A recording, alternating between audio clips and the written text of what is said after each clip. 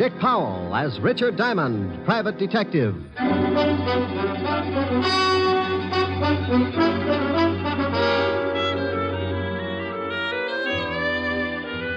Hello there, this is Diamond. About the most strenuous effort I might give out during a working year is maybe chasing some thug up the escalator at Bloomingdale's department store. But last week I really outdid myself. The all-stars of the police force challenged the private detectives to a baseball game for the benefit of the vice squad. And I wound up stiffer than a pair of starched overalls. Because the private detectives are quick to take advantage of the slightest opportunity, by the 8th inning, we realized the need for some immediate strategy. The score at that point was 6-4, the cops leading. So I got hold of a little blonde I knew and had her walk across the infield in a sweater. The idea was to disturb the opposing team and take their minds off the game. It would have worked, but it seemed that since I had last seen my little blonde friend, she'd become quite a favorite with the police force, so they just waved hello and went about their business. My drooling colleagues, however, had not come in contact with said hunk of fluff, and before the game was over, 3 of them had picked up the bat boy and tried to bunt with him. You may have read where the police force finally beat us. Close game, 37-4. But I want to say right here and now, they never could have done it without that sweater. And I got mixed up in a little honest murder the next day. It all started in the back booth of a middle-class nightclub. A couple of people were busy trying to think up the fastest way to make a homicide billiard. That's the 3-cushion variety. Killing to frame up to the electric chair. Leon, are you sure this will work? You want to get rid of that old man of yours, don't you? You know I do. Well, I got a wife that I want to dump, too. This letter from her is going to fix it so we both end up very unmarried. Are you sure they'll blame it on Martin? Sure, I'm sure. When they find him with this letter and his own gun and the dead body of my dear little wife, they'll slap him in the chair so fast he won't know what happened. Who's going to find him with the body? That's your job, baby. I'll get the letter to your husband and you swipe his gun and get it to me. And you go get yourself a private detective and tell the shamus that you suspect your husband of running around with another girl. You and the shamus tail your husband. I'll have it timed so you catch him with the goods right after the killing. Well, all right. I hope it works. It will if you want it to, baby. I want it to. Because I want you. Yeah. Yeah, and all that nice money your husband's going to leave you. Leon. Come here, June. Yeah.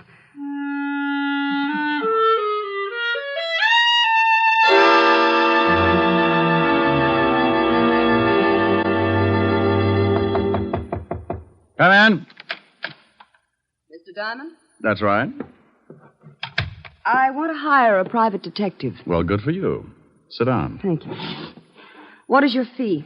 What's the matter? Oh, stand up and sit down again. They're 52 gauge, Mr. Diamond. Like them? Oh, you'd look good if they were sweat socks. I don't think they'd go with a high heel. You've got a point. Now, what were you saying? I wanted to know what your fee is. $100 a day in expenses. Isn't that a little high? I stopped eating at the automat 6 years ago. All right, I'll give you a retainer. Wait a minute now. Wait a minute. What's the job? I think my husband is running around with another woman. What do you want me to do? Hustle him off to the nut house? Oh, aren't you nice? I want you to go with me as a witness. You know, any other time I might get shy, but I'm really interested in seeing a girl who could beat your time. When do I start? Meet me in front of my house at 10 minutes to 8. My husband leaves around 8. What's the address? 521 East 58th Street. My name is Hyers, Mr. Diamond. June Hyers. All right, June. I'll see you at 10 to 8. Now, excuse me, but about that retainer. Oh, yes, that. Here's $100. Is that enough? It'll keep me interested. What's your husband's name? Martin. I'll see you this evening, Mr. Diamond. Oh, one more question. Yes? Why haven't you and your husband been getting along? A lot of reasons. By the way, Mr. Diamond, how old are you? Oh, well, I'm frisky, but I passed the foolish mark when I was 3.5. Did you? Goodbye, Mr. Diamond. I wonder if I did. Diamond Detective Agency, with men who know the corpses best, it's Diamond 2-to-1. Rick, Oh, Helen. Hello, baby. What are you doing? What gauge nylons do you wear, dear? 52. Why? No, nothing. Oh, Ricky, you're going to buy me a present. Oh, you never can tell. I was just looking at a pair a few minutes ago. Rick, Yeah? where were you looking at them? Now, what kind of a question is A that? very good question. Have you got a girl up in that office? Helen. Don't you Helen me, have you? Well, I give you my word I haven't. All right, was there a girl in your office? Was there? Well, a client. I got $100 retainer. I don't care if she gave you the George Washington Bridge. You were obviously looking at her leg. Well, I couldn't help it. She sat on that way. Now, look, honey, she's just another client. With 52-gauge nylons. Would you count the threads? Oh, can you do that? Oh, you wolf. Yeah, but you're the only one who gets the benefit of my talents. You can put the soft soap away. When am I going to see you? Well, I got some business at 8. I'll be over later. Well, I'm going to stay mad until you get here. And you're going to tell me all about those nylons. I'll be sure and do some research. Bye.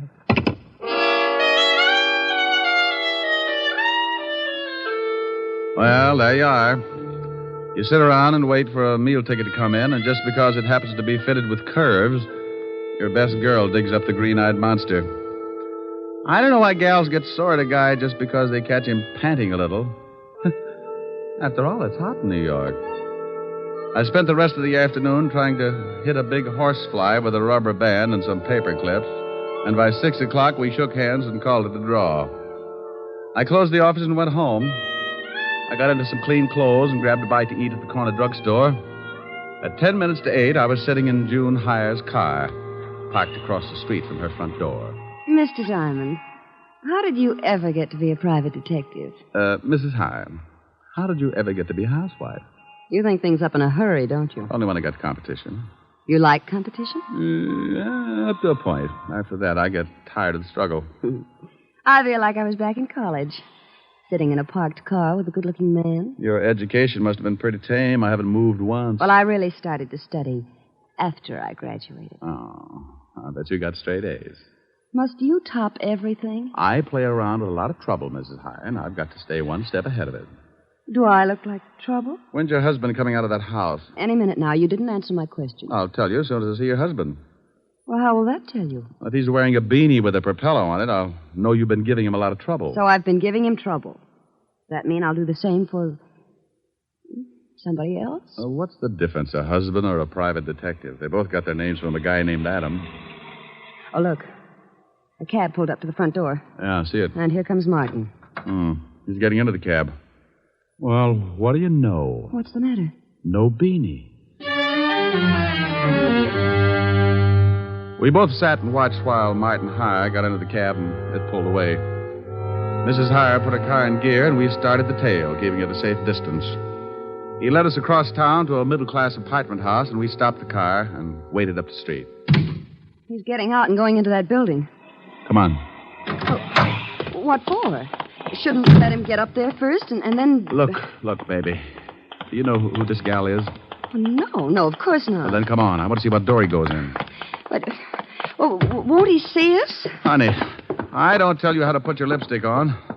Now, don't tell me how to make like a bloodhound. Oh, the lobby is empty. Now, watch the elevator. Oh. It's stopping on the 4th floor. Hadn't we better go up? Look, lover. The 4th floor probably comes equipped with a lot of doors. Now, if you want to just knock on any of them, go hire yourself Humphrey Bogart. Well, then what do we do? You stand by and watch like you... make like you knew what I was doing. See, the little old elevator's coming back down.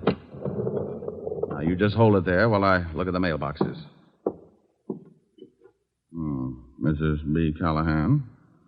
Mrs. Lillian McEdward. Mrs. Mike. Well... and Miss Sally Maxwell. Okay, now we push the button for the 4th floor and away we go. Fun? How do you know where to go? I got the name off the mailbox. But you said yourself there must be a lot of people on the 4th floor. Elementary, my dear girl. Process of elimination. We're lucky this time. Only one single girl on the 4th floor. Sally Maxwell. Come on. It's 406. What if there'd been more than one single girl? So I make some new friends. Now stop asking questions and stick close. I'd love it. Now, here it is, 406. Now hold it down. Can you hear anything? No. Yeah, somebody's moving around.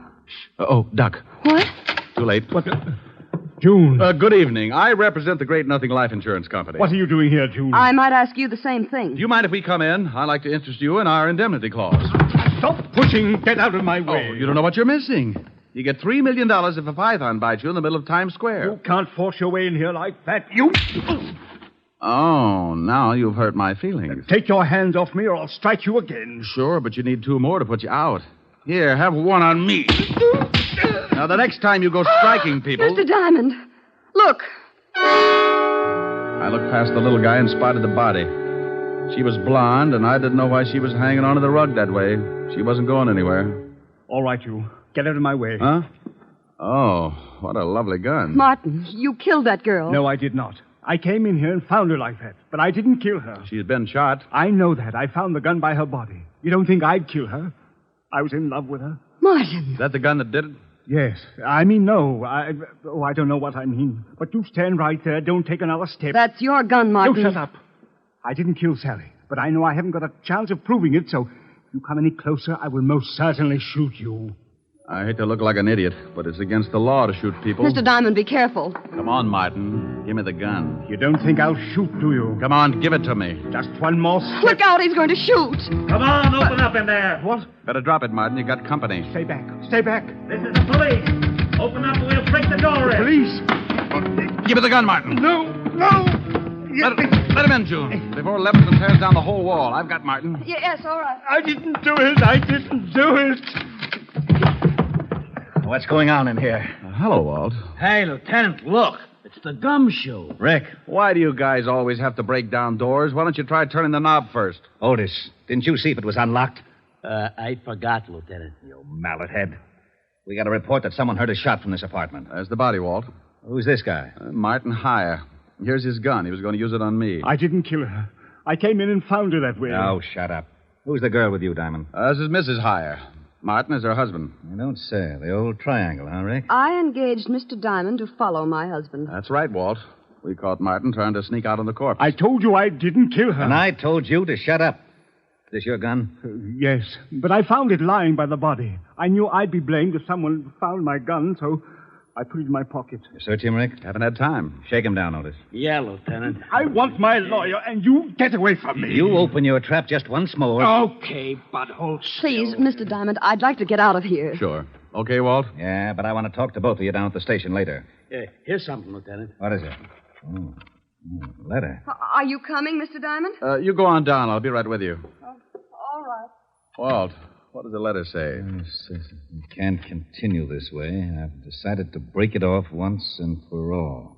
It will do no good to see me, so please stay away and leave me alone. Signed, Sally. Let me see that. Yeah. Well, what about it, you? Is the dead girl named Sally? Yes. I don't know why she sent it. We were both in love. Sure. What were you going to do about your wife? I was going to tell her this evening. Then I received this note. I came right over to see Sally, but believe me, I didn't kill her. Tell me something, Martin. Is this the way you received the letter? Yes. Why? Now, you wait a minute, Rick. I'm very happy with what I've got, so don't start making like Sherlock Holmes. Oh, well, I guess you're right, Walt. He admits it's his gun, and this letter is certainly motive enough. Yeah. Otis, call for the wagon and put the cuffs on Hyer. Right, Lieutenant. Walt, why would someone send a letter after tearing off the top of it? What? See, the top of this letter is missing. The part that usually reads, Dear Julius or something. So what? Do me a favor, will you, Walt? Oh, what is it? Give me 3 minutes and then have Otis fire a shot from this apartment. What? Is that all you can say? Have Otis fire a shot in about 3 minutes after I leave. I will not.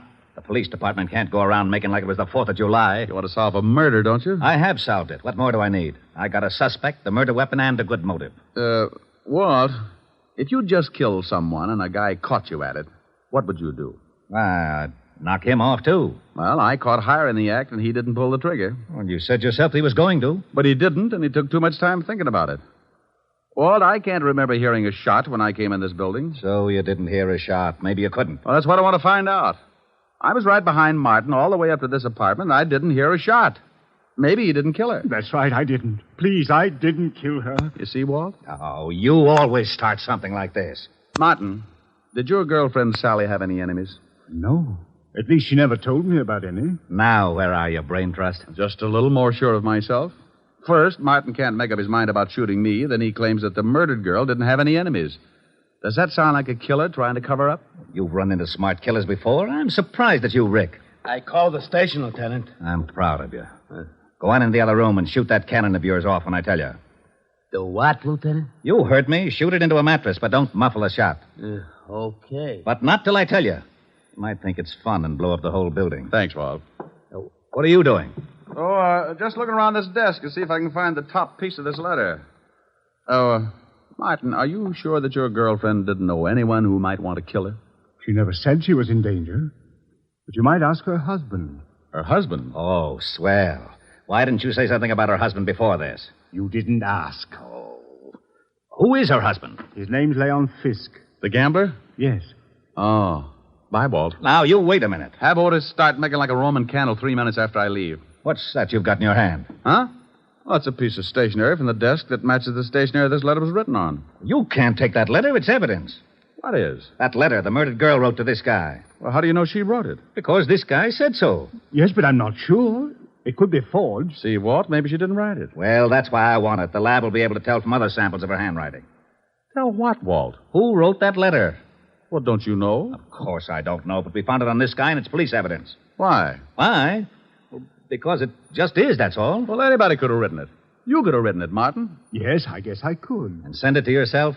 Why would I send it to myself, Lieutenant? You wouldn't. That's why it's important. You mean the letter itself or the fact that he couldn't have sent it to himself? Both reasons. Well, if he couldn't have sent it to himself, that eliminates him as a suspect. It does? He didn't do it. Did you, Martin? No. See, Walt? Now, wait a minute.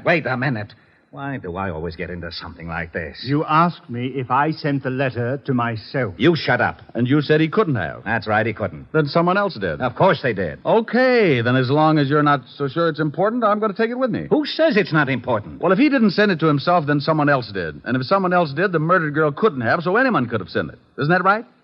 Say that again? He said if I didn't send the letter to myself, then I couldn't have gotten it. And No. He said you couldn't have sent the letter to...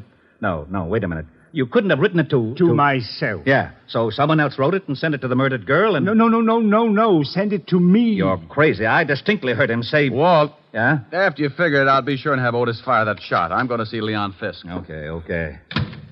Now, let's start it again. If I didn't... If somebody didn't... If you didn't... If I didn't what? Lieutenant? Oh. What is the matter, Lieutenant? He did it again. And you helped him. You rat, I'll see that you get the chair even if you didn't kill her. What did I do? You shut up.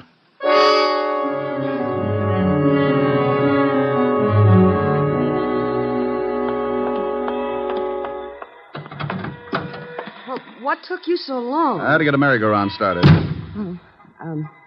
Can I drop you somewhere? Just relax for a second. I've got to think something out. Well, I didn't ever think Martin could kill anyone. Yeah. What was that? Just a backfire. Look, drive me across town. I want to talk to a guy named Leon Fisk. Leon Fisk? Yeah, runs a nightclub with an iron claw in the back room. What's the address? 222 East 45th. I remember it because when I was on the force, I used to raid his place for exercise. Thinking of doing some gambling? That's the way it'll probably end up. Let's go. She drove me across town, and 10 minutes later, we pulled up in front of a low building with a flight of steps leading down to a basement door. A large sign over the door read Cellar Club. I got out and thanked June for the lift and watched her drive off. I went down the steps and through the door. Something I can do for you? Yeah, I'd like to see Leon Fisk. Maybe you don't want to see it. What's the name? Just tell him Diamond. Okay. You got a phone booth? Yeah, right over there. Thanks. I found the phone booth and went in. In my business, you work with hunches, and sometimes they pay off. I knew that the torn letter had to be sent to someone the dead girl was going to slough. I didn't think it was Hyer, so the next best prospect was her husband, Leon Fisk. I didn't have a thing to pin on him, but a good bluff can open a lot of doors. I took out the letter and copied the handwriting on the other piece of stationery. I wrote the name Leon at the top, and then the words, "We can't continue," so they'd correspond with the first part of the original. Yeah? What was your right? What's it to you? You don't have to get sore. I just thought maybe you was getting a tip on the horses, and I sure could use a winner. The nags have been beating me to death. Oh, no tip. Okay, the boss will see you. That door right over there. Thanks.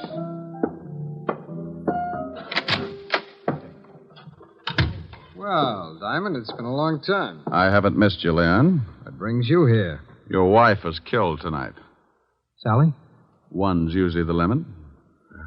That's too bad. How did it happen? I thought maybe you could tell me. I don't know anything about it. Ever see this letter before? Hey. What's the matter? That's your wife's handwriting, isn't it? Yeah. It says, Leon, we can't continue. Then the writing stopped. Oh, so what? Well, the guy the police are holding got a letter from Sally, too. It started the same way, but it wasn't addressed to anyone. The top was torn off. You know what I think? No, tell me. I think she started one letter to you, then threw it away and wrote another one. I think you sent the second to Martin Hyer after tearing off the name Leon. Go on, Diamond. You didn't count on her starting a second one, so you went up to her apartment and killed her with Martin's own gun. Oh, with his own gun. Maybe you can tell me how I got it. Oh, I think so. You had to know a lot of things before you could kill your wife. What time Martin would arrive so the time of death would be close. You had to have his gun to leave by the body, and you had to have a witness who would swear Martin killed her. It had to be timed just right. You're talking yourself into a corner. How would I get all these things? By working with someone who was close enough to Martin. Maybe like his wife. You're crazy. Am I? She just drove me to this place. So what? A lot of people know this place. She told me she didn't. So I gave her an address 8 doors down, but she pulled up right in front of your door. Well, that could happen. It was too pat, Leon. Getting me to come to her place at 10 minutes to 8 and knowing her husband would leave close to 8. She had to know it because that letter was delivered just before I got there. Think you can prove it? You made one mistake. I didn't hear a shot when I got to your wife's apartment. I found out later that you could hear one all the way down in the street. Your wife was killed before Martin went into that building. Probably when you saw his cab pull up. Well, anyway, it's enough to hold you on, and I think we can prove later on that you've been seeing June Hyer. You're a pretty smart shamus, Diamond. Oh, you mean you admit it? Okay, baby, come on in. June, come on out of there. Leon, are you crazy? Well. I didn't know you kept your back room stocked with nylons, Leon. Yeah. I guess you two don't need any introductions. Why did you have to drag me into this? You heard what Diamond said. He knows all about it. You got the car out back? Yes, but what are we going to do with him? Diamond? Well, he's going swimming with a barrel of cement. Lieutenant Levinson wouldn't like that. He knows I came here. You're lying. Wait a minute, maybe he isn't. Diamond was upstairs with him for quite a while. Okay, so we'll have to hurry things up. Leon, you can't shoot him. Yeah. You should know it's not polite to point. I'm not going to knock him off here in the office. We'll take him in the car and do it later. No, Leon. What do you mean, no? It was your idea to kill your wife. I just helped get the gun. I'm not going to be along if you kill Diamond. You're going to be right with me, baby, because you're in this up to your pretty neck, and I need that car. I'm not going to do it. Oh, yes, you are. Oh, you and Diamond go swimming together. Leon. Give me that gun. Let me go. Come on, drop it. You go to the devil. June, come back here. I'm getting out. You got me into this mess. Come back here, you dirty little tramp. Don't you take that car. You're not going anywhere, Leon. You want to bet? I'll fix you, Diamond. He hit me with the butt of his gun, and I went down like the price of wheat in July. As I picked myself up, I watched him run for the back door. June, wait for me. You're not going to leave me here to take a rock. I got my gun out and stumbled over to the window and looked out just as the car started up. I spotted Leon with a gun in his hand. He looked mean enough to start shooting with it. He did.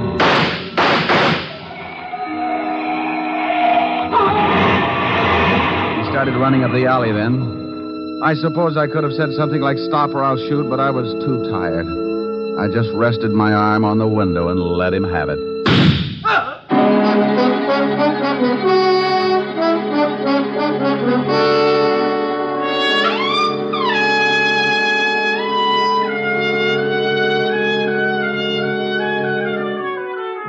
Well, Walt finally showed and cleaned things up.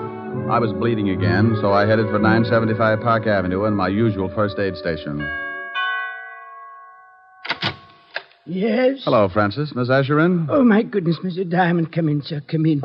You've been hurt again. I guess you'll have to answer the door a little quicker after this, Francis, or build a first aid station in the hall. The usual, sir? No, you can forget the plasma, Francis. I had liver for dinner. I can stand the loss. Just as you say, sir. Miss Asher is in the study. Oh, thank you. Why don't you go to bed? You look tired. Yes. Well, good night, sir. Boo. Oh, Rick. Yeah. Isn't it awful? Oh, what happened to your chin? Oh, I got it caught in a 38. Want me to go? Want you to go? Why? Well, I thought maybe my poor little face scared you. Oh, I like your poor little mussed-up face. Well, thanks, Sporty. How about some music? Oh, I'm too tired. Turn on the radio. All right. Now, let me look at that chin. Oh, that's soothing. Hey, you shut that radio off. I'm trying to sleep. Now, what is that? Oh, it's that crabby old neighbor. Oh, it is, huh? Now, Rick, don't get mad. I'll turn it off.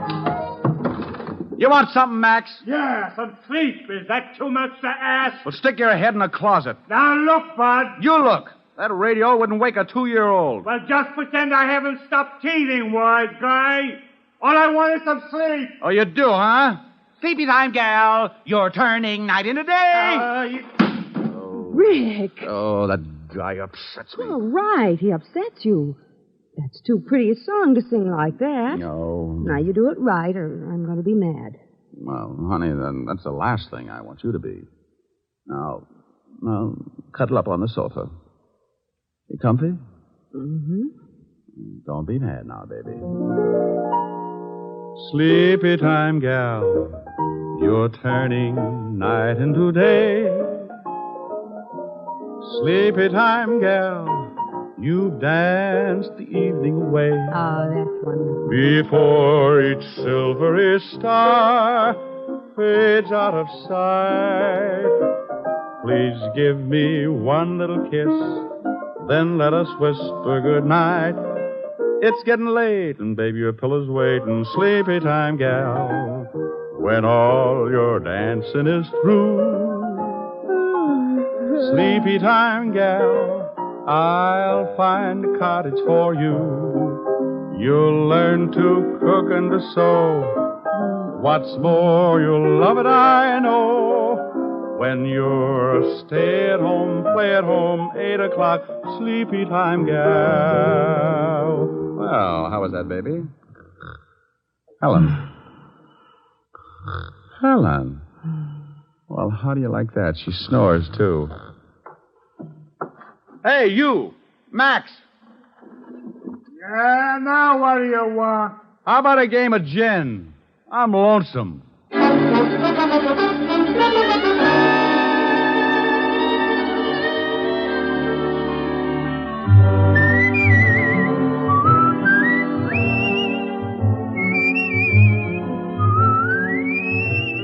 You have just heard Richard Diamond, Private Detective, starring Dick Powell. Helen was played by Virginia Gregg, Lieutenant Levinson by Ed Begley.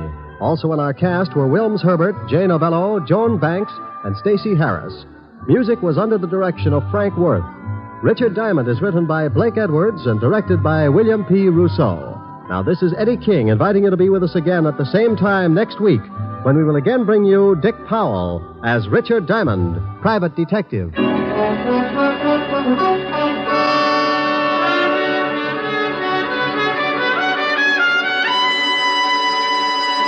This program has come to you from Hollywood.